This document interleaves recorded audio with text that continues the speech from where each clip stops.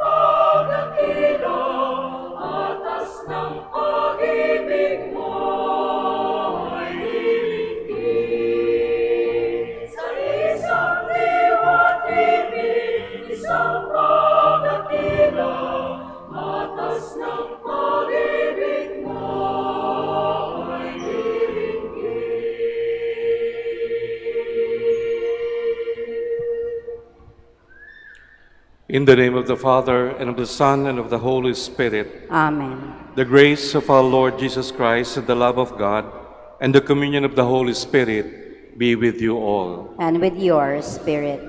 Sa pagdiriwang ng ating Santa Misa, mga kapatid, italaga natin sa Diyos, pamamagitan ng panalangin ng ating mahal na Ina, ang ating mga sarili, ang ating mga pamilya, mga mahal sa buhay, at pati na rin ang ating bayan, bansa. Let us now acknowledge our sins and so prepare ourselves to celebrate the sacred mysteries. I confess to Almighty God and to you, my brothers and sisters, that I have greatly sinned in my thoughts and in my words, in what I have done and what I have failed to do. Through my fault, through my most grievous fault. Therefore I ask Blessed Mary, ever Virgin, all the angels and saints, and you, my brothers and sisters, to pray for me to the Lord our God. May Almighty God have mercy on us, forgive us our sins, and bring us to everlasting life. Amen.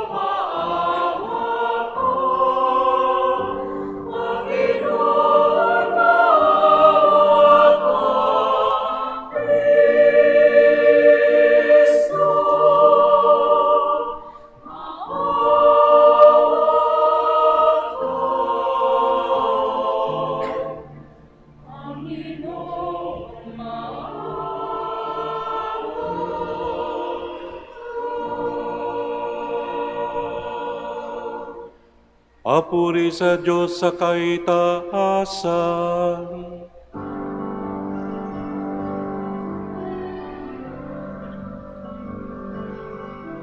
Luwalhati sa Diyos sa kaitaasan,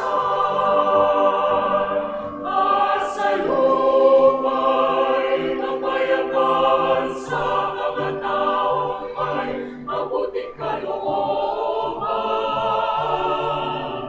Pinupuri ka namin, dinarangal ka namin, sinasamba ka namin, niluluwalhati ka namin. Pinasasalamatan ka namin, dahil sa dakila mong kalwalhatian. Panginoong Diyos, Hari ng langit, Diyos amang makapangyarihan sa lahat.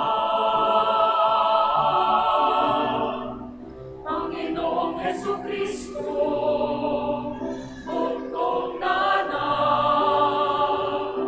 Panginoong Diyos, Kordero ng Diyos, anak ng Ama. Ikaw na nag-alis ng mga kasalanan ng sanlibutan, maawa ka sa amin.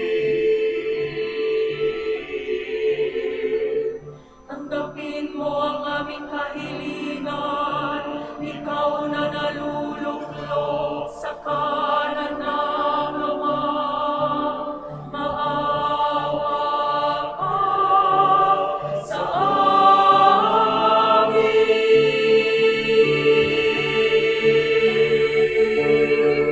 Sapagkat ikaw lamang ang banal, ikaw lamang ang Panginoon. Ikaw lamang, O Jesucristo, kasama ng Espiritu Santo sa kalwalhatian. Gloria sa Ama.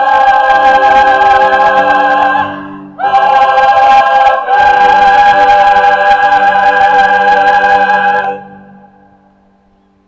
Let us pray.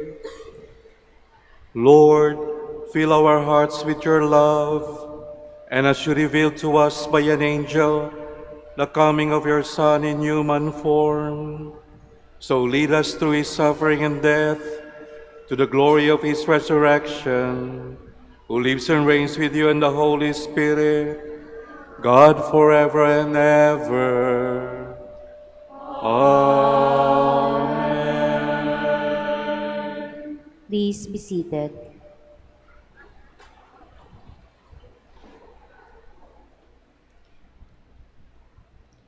A reading from the book of the prophet Zechariah. Sing and rejoice, O daughter Zion. See, I am coming to dwell among you, says the Lord. Many nations shall join themselves to the Lord on that day, and they shall be his people, and he dwell among you. And you shall know that the Lord of hosts has sent me to you. The Lord will possess Judah as his portion in the Holy Land, and he will again choose Jerusalem. Silence all mankind in the presence of the Lord, for he stirs forth from his holy dwelling. The word of the Lord. Thanks be to God. The Almighty has done great things for me, and holy is his name. The Almighty has done great things for me, and holy is his name. Mary said, "My soul proclaims the greatness of the Lord. My spirit rejoices in God my Savior, for he has looked with favor on his lowly servant." The Almighty has done great things for me, and holy is his name. From this day, all generations will call me blessed. The Almighty has done great things for me, and holy is his name. The Almighty has done great things for me, and holy is his name. He has mercy on those who fear him in every generation. He has shown the strength of his arm. He has scattered the proud in their conceit. The Almighty has done great things for me, and holy is his name. He has cast down the mighty from their thrones. He has lifted up the lowly. He has filled the hungry with good things, and the rich he has sent away empty. The Almighty has done great things for me, and holy is his name. He has come to help of his servant Israel, for he has remembered his promise of mercy, the promise he made to our fathers, to Abram and his children forever. The Almighty has done great things for me, and holy is his name.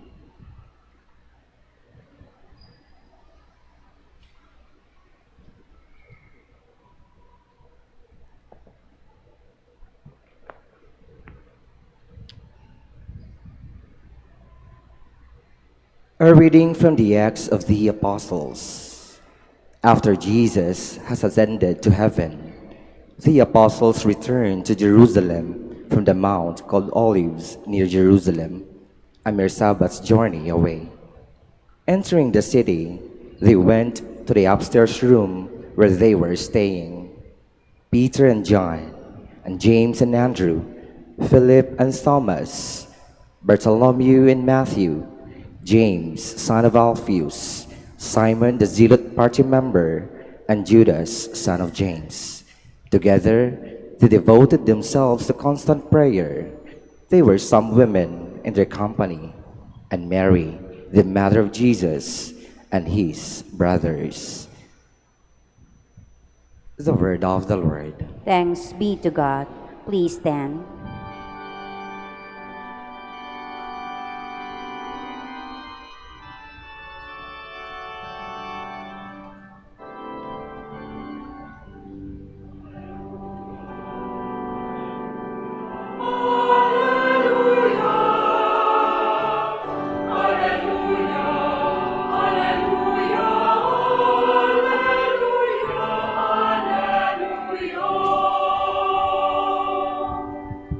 Hail Mary, full of grace, the Lord is with you. Blessed are you among women.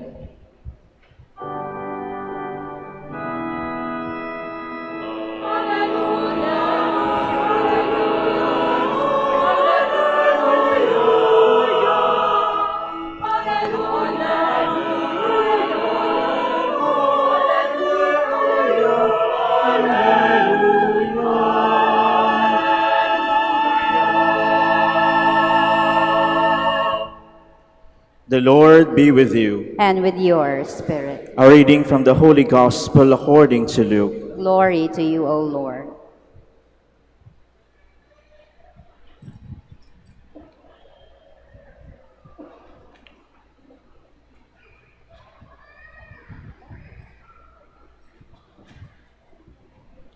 The angel Gabriel was sent from God to a town of Galilee called Nazareth, to a virgin betrothed to a man named Joseph of the house of David. And the virgin's name was Mary. And coming to her, he said, Hail, full of grace, the Lord is with you. But she was greatly troubled at what was said, and pondered what sort of greeting this might be. Then the angel said to her, Do not be afraid, Mary, for you have found favor with God. Behold, you will conceive in your womb and bear a son, and you shall name him Jesus. He will be great and will be called the Son of the Most High. And the Lord God will give him the throne of David his father, and he will rule over the house of Jacob forever, and of his kingdom there will be no end. But Mary said to the angel, "How can this be, since I have no relations with a man?" And the angel said to her in reply, "The Holy Spirit will come upon you, and the power of the Most High will overshadow you. Therefore the child to be born will be called Holy, the Son of God. And behold, Elizabeth, your relative, has also conceived a son in her old age, and this is the 6th month for her who was called barren. For nothing will be impossible for God." Mary said, "Behold, I am the handmaid of the Lord. May it be done to me according to your word." Then the angel departed from her. My dear sisters and brothers, the Gospel of the Lord. Praise to you, Lord Jesus Christ. Please be seated.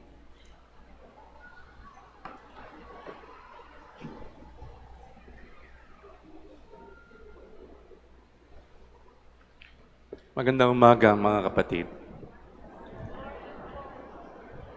Hayaan niyo simulan ko ang aking pagbabahagi sa isang pagpapakilala sa inyo ng isang tao. Nais kong tandaan niyo ang kanyang pangalan. Ang kanyang pangalan ay Bartolo Longo.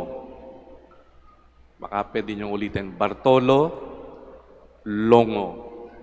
Para sa mga hindi pa nakakarinig sa kanyang pangalan, 2 weeks from now, siya ay makakanonize na santo.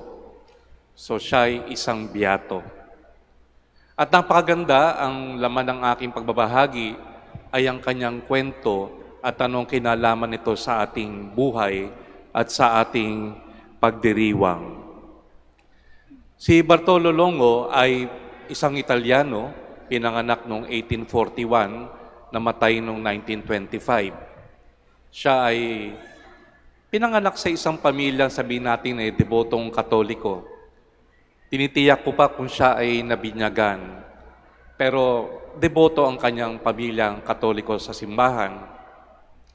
At siya ay isang lawyer by profession. So hindi siya yung taong madaling madala. Pero sa kanyang paglaki, nung mga panahon na siya ay nag-aaral, naligaw ng landas si Bartolo. Hindi naman pangkaraniwan yun. Naririnig naman natin yung naliligaw ng landas. Napapalayo, ika nga. Pero ang magandang bigyan ng pansin ay gaano napalayo si Bartolo Longo sa simbahan at sa Diyos.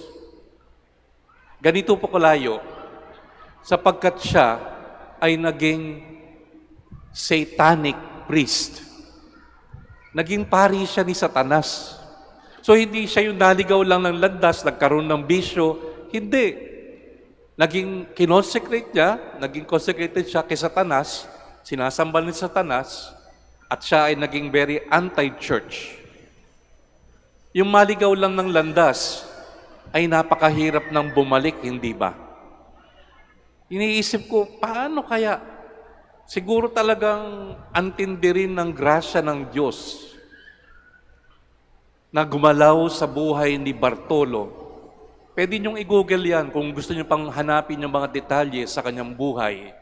Kaya yun palagi sinasabi sa kanya, a satanic priest who became a saint. Pag pinag-iisipan ko yan, alam niyo, pag tayo nagkakasala, napapailalim tayo kay Satanas. Isabihin, meron siyang hawak sa iyo eh. Meron siyang impluensya sa iyo. Kaya nga hindi ganun biro ang magkasala kahit maliit lang. Sapagkat pag pinapayagan mo ang sarili mo, malulun sa kasalanan, dahan-dahan yan. At pinapayagan mong lumayo ka sa Diyos at pinapayagan mong ang may hawak sa iyo ay hindi na ang Diyos. Pinapayagan mo ang buhay mo ay hawakan ni Satanas. At yan ang layunin ni Satanas. Nakawin ka. Kunin ka sa Diyos. Yan ang kanyang galaw. Sa iba't ibang pararaan. Panloloko, panlililang, false promises. Kaya mag-iingat. Pero yung kwento ni Bartolo Longo, doon ko lang nakikita, kahit na ninakaw ka ni Satanas, hindi ka basta-basta pababayaan ng mahal na ina. Sapagkat ang layunin din ng mahal na ina, tulad ng isang nanay, ang kanyang anak ay mapabuti. Ang kanyang anak ay hindi malayo kay Kristo. Yan ang mga asahan natin sa mahal na ina, tayong may deboto sa mahal na ina. Mahal na ina, huwag mo akong pabayaan at huwag mong payagan, ako'y malayo ng landas. Kung ako man ay napupunta sa impluensya ng kasamaan, nakawin mo kong muli at ilagay mo ko sa ilalim ng iyong damit, ng iyong proteksyon. At alam nyo, naging papel ng Santo Rosario sa kanyang buhay, yun ang nagbalik kay Bartolo Longo sa ating Diyos at sa mahal na ina. Kaya nung siya ay nung pinoklama siyang beato ni John Paul II noong 1980, binigyan siya ng pangalan. Tinawag siya ni St. John Paul II, the Apostle of the Rosary. Kahit na si Bartolo Longo ay nagbalik sa Diyos, alam niyo mga kapatid, mahirap iwanan yung nakaraan eh. Di ba kahit minsan, struggle natin yan, alam mo yung iyong pinagdaanan eh. Pero bumalik ka na sa Diyos, nangumpisal ka na, pero hindi basta-basta madaling makalimutan yung pinagdaanan mo na nagawa mo eh. Ganon din yung kwento ni Bartolo Longo, kaya nga mayroong punto sa kanyang buhay, gusto na niyang mag-suicide. Sapagkat sa kanyang paningin, wala na siyang kaligtasan eh, wala nang pag-asa.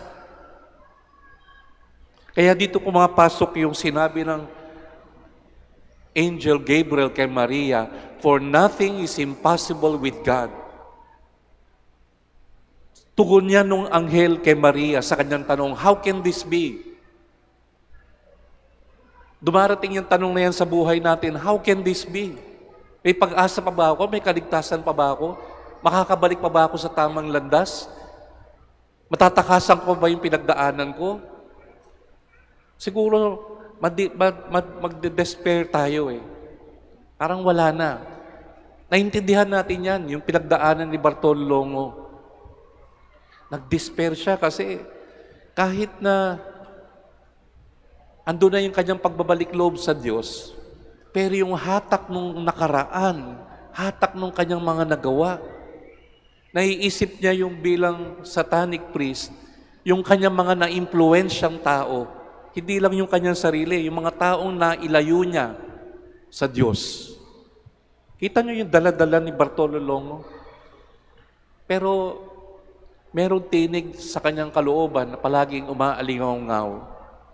Kung nais mo ang iyong kaligtasan, ipalaganap mo ang Santo Rosario.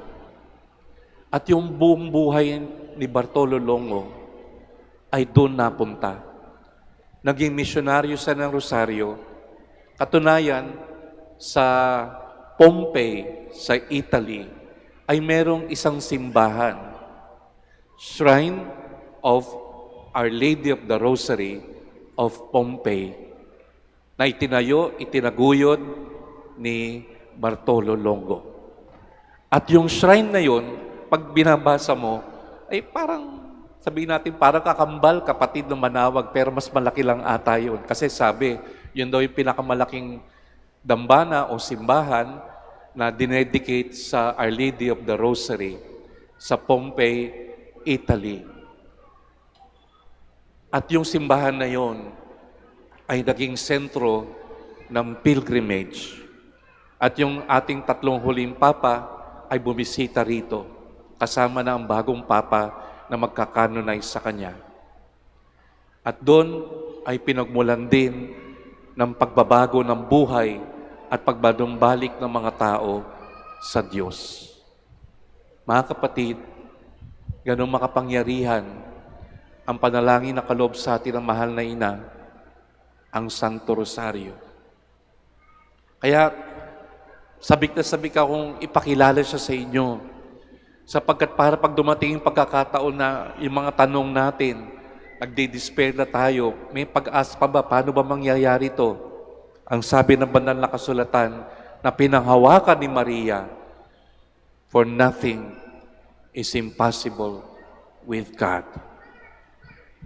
Mga kapatid, tinatawag natin ang mahal na ina, Our Lady of Manaoag. Yung po yung kanyang parang maikling pangalan. Pero wag nating kalimutan yung buo. Siya ay Our Lady of the Rosary of Manaoag. Para wag natin malimutan yung rosaryo. Maaaring bibisita tayo dito, paglisan natin, pero dala natin yung rosaryo. Ipangalat natin sa loob ng mga pamilya. Pakilala natin sa bagong henerasyon. Sapagkat ito, kahit yung mga exorcist, kinikilala nila na napakapangyarihang panalangin laban sa kasamaan. Kaya sa ating sama-samang pagdiriwang, hindi lang yung ating pangsariling pangangailangan. Bayaan yung banggitin ko sandali, mga kapatid, ang pinagdaraanan ng ating bansa. Ang kaguluhan, kahit sa sobrang nais kong maunawaan anong mangyayari, minsan hindi mo na alam kung anong paniniwalaan. At dito ko nakita ang kahalagahan ng katotohanan. Kapag walang katotohanan at hindi natin hawak ang katotohanan, mahirap magkaroon ng katarungan at mahirap magkaroon ng kapayapaan. Kaya ang ating problema ay hindi natin alam ano ba talaga ang totoo, ano ba talaga ang kabuuan. Ang ating bang naririnig, nababasa, pinapanood sa Facebook, lahat ba yan totoo? Hanggat hindi natin naitataguyod yan, lahat tayo ay maguguluhan lamang. Kaya minsan tatanong ko sa aking sarili, may pag-asa pa ba tayo? May pag-asa pa ba tayo? Kung titignan lang natin ang ating mga sarili, minsan parang wala. Sapagkat napakahirap baguhin ang sistema na tayo ay naging bahagi din. Ang dali magturo ng kasalanan, pero hindi natin nakikita na tayo ay naging bahagi din. Yung mga taong minsan kinamumuhian natin ngayon, bakit ba naroroon sila? Di ba tayo din ang nagluklok? Bahagi tayo, mga kapatid. Kaya ang aking parang gustong hilingin ay yung sama-samang panalangin. Hindi lang po partikular na tao ang ating kalaban. Kasamaan po ang kalaban natin. Kasakiman, panlilinlang, lahat to ay tanda ng presensya ng kasamaan. Pagkawatak-watak, ito po yung gustong mangyari ng demonyo. Hindi yan ang nais ng Diyos. Kaya kung guys, gusto nating mapaayos, ilagay natin ang ating sarili, tahakin natin ang landas na tinuturo sa atin ni Maria upang tayo ay hindi mahiwalay sa Diyos. Ayoko na nga pong pumunta sa mga partikular sapagkat marami sa mga taong nababalita ay naging bahagi ng simbahan pero naligaw ng landas, tumalikod. May babalik pa ba? Kung titignan natin ang kwento ni Bartolomeo, maibabalik. Kaya ipagdasal natin ang mga naligaw ng landas, pagdasal natin ang ating bansa sa ating pagdulog sa mahal na ina. For nothing is impossible with God. Huwag niyong maliitin ang kasamaan. Napakamakapangyarihan yan. Kaya kanyang dukutin. Kaya kanyang nakawin. Pero ito lang sabihin ko, higit na makapangyarihan ang grasya ng Diyos sapagkat kaya kanyang ibalik. Kung namatay ang iyong buhay spiritual, kaya niyang buhayin muli. Kaya kanyang ibalik dahil mas higit na malaki at makapangyarihan ang pag-ibig ng Diyos. Kaya pwede ho ba sa ating pagdarasal, ating pagmimisa, alam po may sarili kayong mga kahilingan, pero sama-samang panalangin para sa ating bayan, para sa ating kabutihan, sa ating pagbabalik sa ating Diyos. Kaya niyo ho bang maging apostol ng Rosaryo? Katulad ni Bartolo Longo. Happy Fiesta po sa ating lahat.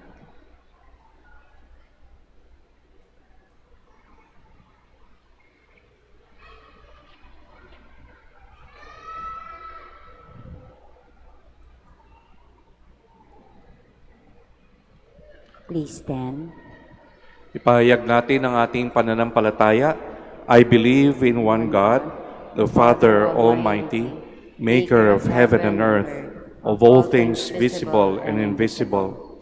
I believe in one Lord Jesus Christ, the only begotten Son of God, born of the Father before all ages, God from God, light from light, true God from true God, begotten not made, consubstantial with the Father. Through him all things were made. For us men and for our salvation, he came down from heaven, and by the Holy Spirit was incarnate of the Virgin in Mary, Mary and became man. For our sake he was crucified under Pontius Pilate. He suffered death and was buried, and rose again on the third day in accordance with the Scriptures. He ascended into heaven and is seated at the right hand of the Father. He will come again in glory to judge the living and the dead, and his kingdom will have no end.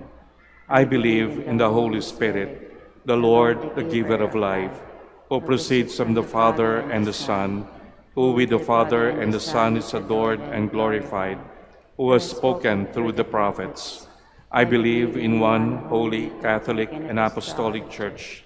I confess one baptism for the forgiveness of sins, and I look forward to the resurrection of the dead and the life of the world to come. Amen. With the prayer of the Blessed Virgin Mary as our model, let us give praise to God and present our needs. For every petition we shall say, May your Mother intercede for us, Lord. May your Mother intercede for us, Lord. For all the members of the Church, may they look up to Mary as their mother and live as worthy children of so noble a mother. Let us pray to the Lord. May your Mother intercede for us. For national leaders, may they strive to further justice, peace, and the common good of the citizenry. Let us pray to the Lord. May your Mother intercede for us. For the sick and the abandoned, may they feel in their sufferings and needs the protection and maternal presence of the Virgin Mary. Let us pray to the Lord. May your Mother intercede for us, Lord. For all who devoutly recite the Rosary, may they be drawn closer to God through this prayer. Let us pray to the Lord. May your Mother intercede for us, Lord. For all of us who celebrate the feast of Our Lady of the Rosary of Manaoag, may we, like Mary, praise God, recognize His might and mercy, and remain faithful to Him until death. Let us pray to the Lord. May your Mother intercede for us, Lord. For our personal intentions, the intentions of this Mass, and for the intentions of all the devotees of Our Lady of the Rosary of Manaoag, let us pray to the Lord. May your Mother intercede for us, Lord. Father, you sent your Son to be born of a woman, Mary. Grant that our devotion to her may draw us closer to your Son, who lives with you and the Holy Spirit, one God, forever and ever. Amen. Please be seated.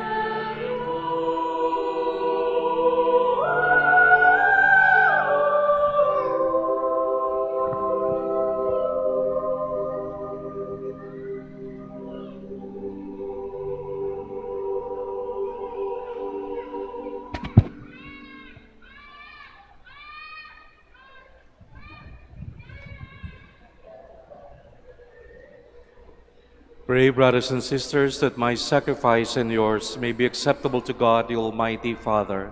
May the Lord accept the sacrifice at your hands for the praise and glory of his name, for our good and the good of all his holy church. Lord, accept these gifts as we celebrate the mysteries of your Son.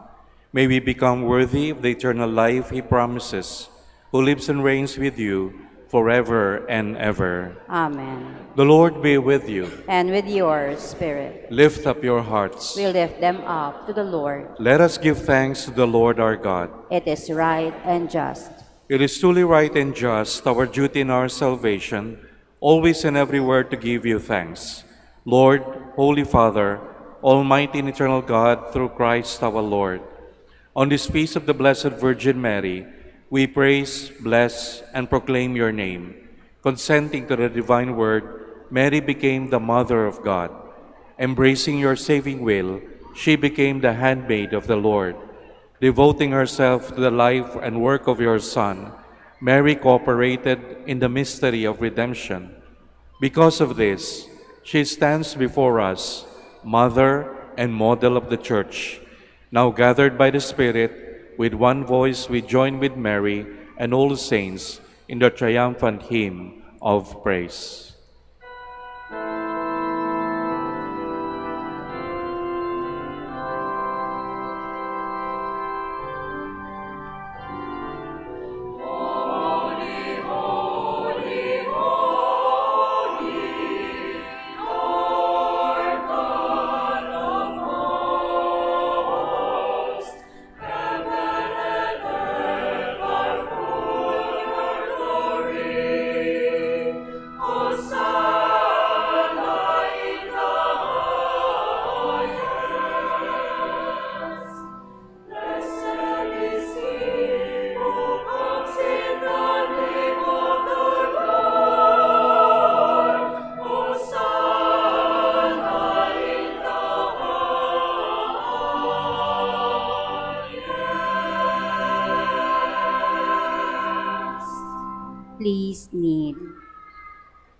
You are indeed holy, O Lord, the fount of all holiness.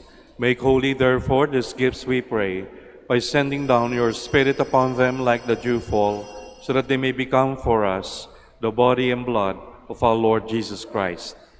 At the time he was betrayed and entered willingly into his passion, he took bread and giving thanks, broke it, and gave it to his disciples, saying, "Take this, all of you, and eat of it, for this is my body, which will be given up for you."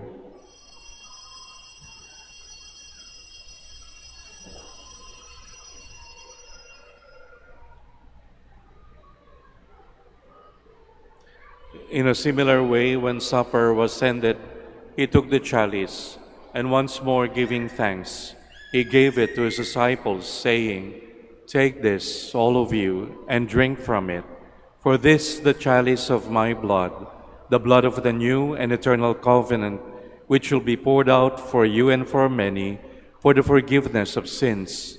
Do this in memory of me."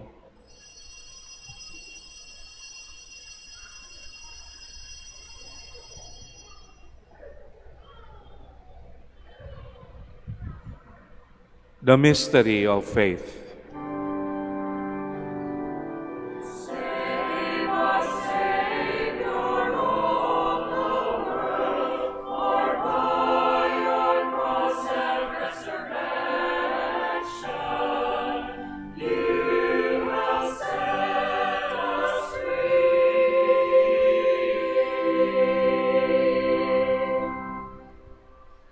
Therefore, as we celebrate the memorial of his death and resurrection, we offer you, Lord, the bread of life and the chalice of salvation, giving thanks that you have held us worthy to be in your presence and minister to you. Humbly we pray that, partaking of the body and blood of Christ, we may be gathered into one by the Holy Spirit.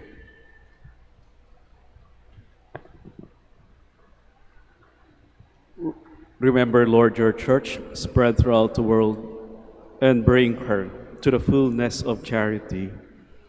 Together with Leo, our Pope, Socrates, our Bishop, Fidelis, his auxiliary bishop, and all the clergy. Remember also our brothers and sisters who have fallen asleep in the hope of the resurrection, and all who have died in your mercy. Welcome them into the light of your face. Have mercy on us all, we pray, that with Blessed Virgin Mary, Mother of God, Saint Joseph, her spouse, with the blessed apostles, Saint Dominic and Saint Francis, and all the saints who have pleased you throughout the ages, we may merit to be co-heirs to eternal life, and may praise and glorify you through your Son, Jesus Christ.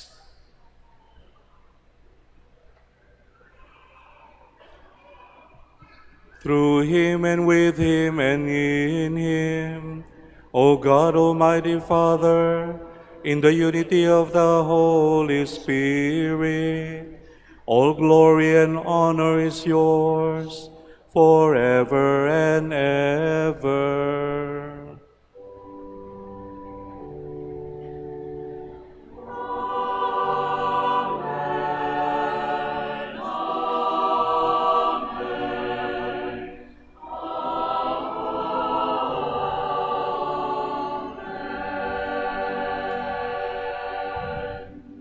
Please stand.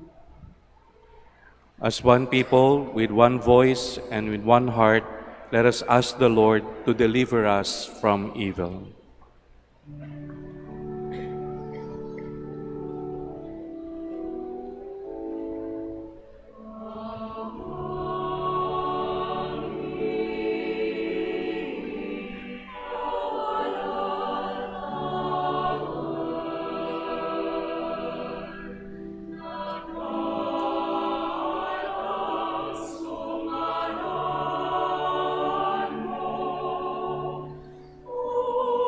Sabi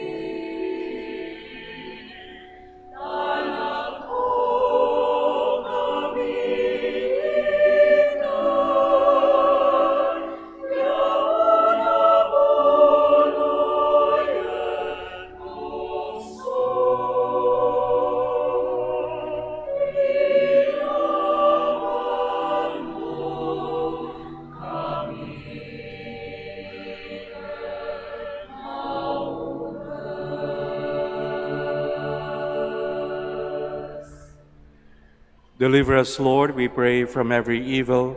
Graciously grant peace in our days, that by the help of your mercy we may be always free from sin and safe from all distress, as we await the blessed hope and the coming of our Savior, Jesus Christ. For the kingdom, the power, and the glory are yours, now and forever. Lord Jesus Christ has said to your apostles, "Peace I leave you, my peace I give you. Look not on our sins, but on the faith of your church, and graciously grant her peace and unity in accordance with your will, who live and reign forever and ever." Amen. The peace of the Lord be with you always. And with your spirit. Let us offer each other the peace of Christ. Peace with you.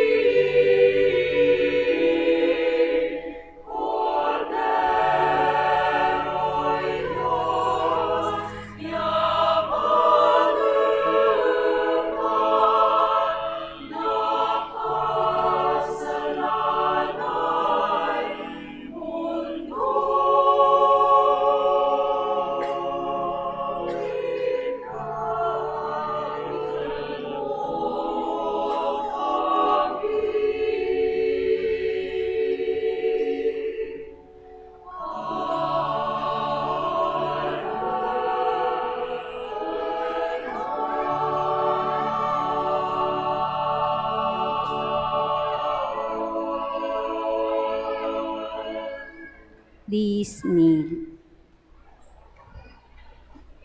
Behold Jesus, the Lamb of God. Behold him who takes away the sins of the world. Blessed are those called to the supper of the Lamb. Lord, I'm not worthy that you should enter under my roof, but only say the word, and my soul shall be healed.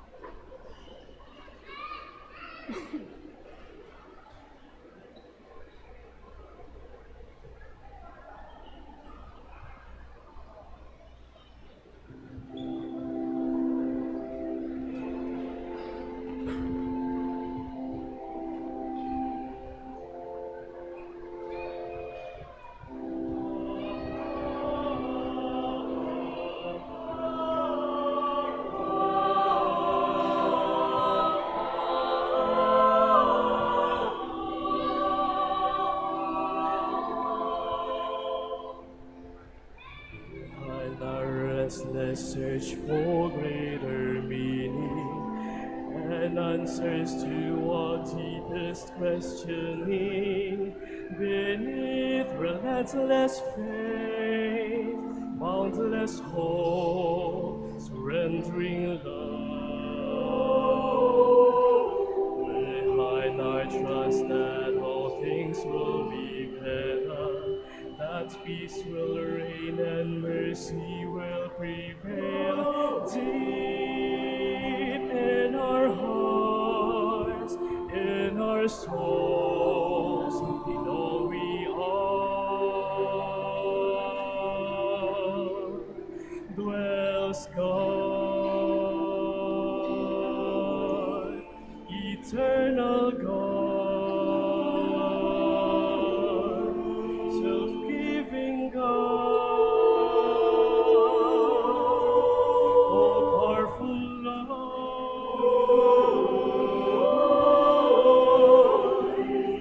more than we ever know or may believe. The truth remains that deep within us dwells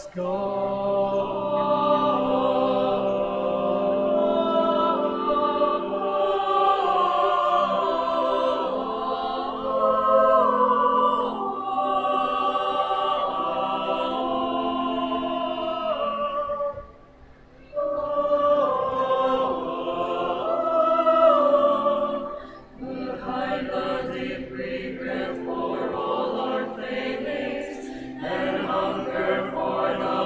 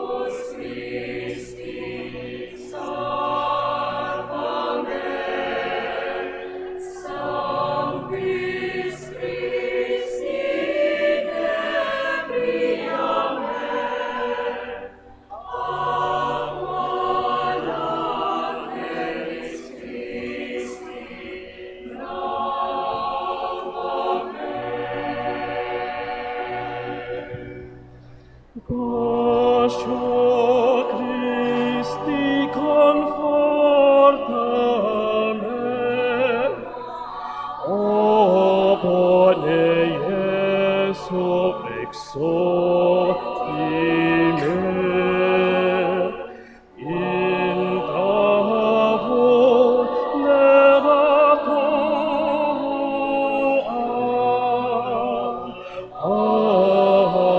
absconde, absconde me.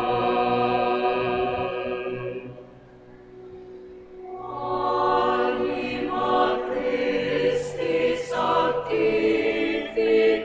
me, Corpus Christi salva me, Sanguis Christi inebria me, Aqua lateris Christi lava me.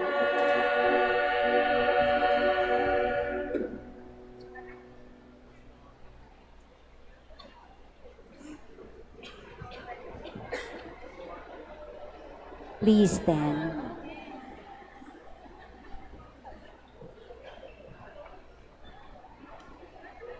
Let us pray. Lord our God, in this Eucharist we have proclaimed the death and resurrection of Christ.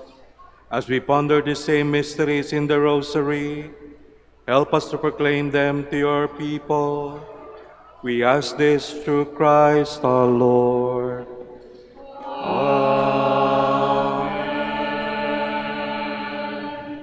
Please kneel for the prayer for the celebration of the centennial coronation of Our Lady of the Rosary of Manaoag.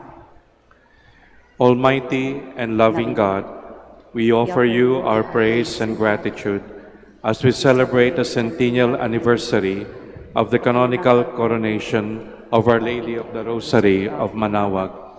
A century ago, she was canonically crowned in recognition of our unwavering maternal care and intercession, reminding us of her steadfast love and protection for all whom she calls and for all who call upon her.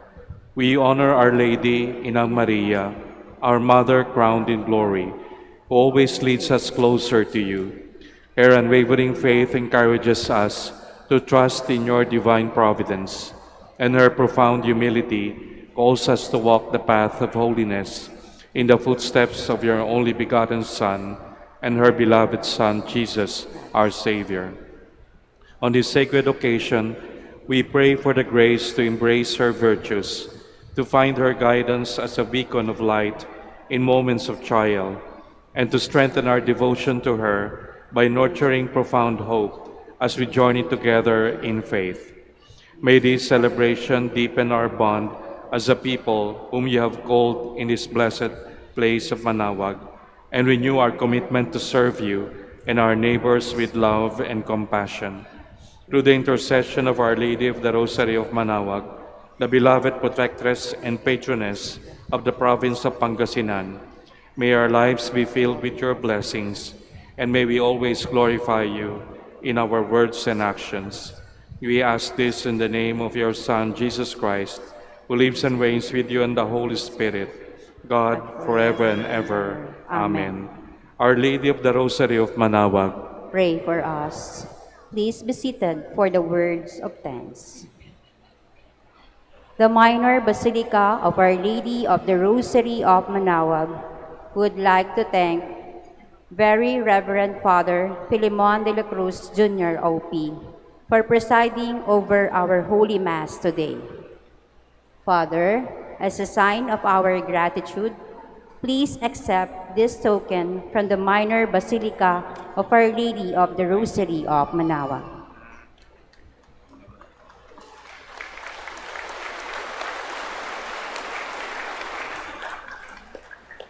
May the intercession of the Blessed Mother, Our Lady of the Rosary of Manaoag, bring us closer to her Son, Jesus Christ.